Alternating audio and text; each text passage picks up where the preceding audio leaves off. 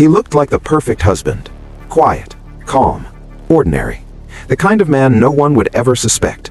But behind that calm exterior was a truth no one saw coming.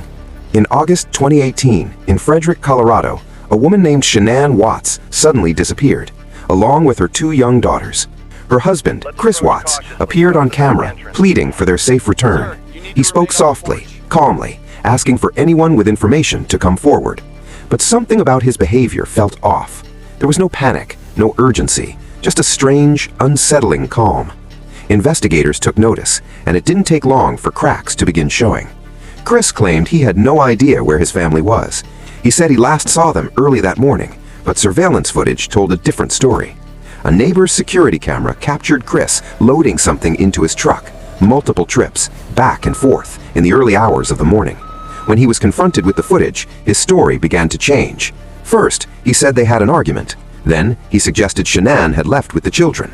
But the timeline didn't add up, and investigators knew it. Behind the scenes, a different story was emerging. Chris Watts was having an affair, a new relationship, a new life he wanted to start. But there was one problem: his family. As pressure mounted, Chris began to unravel. His calm demeanor started to crack, and during a polygraph test, everything fell apart. He failed, badly. Faced with the evidence, he finally confessed, but not all at once.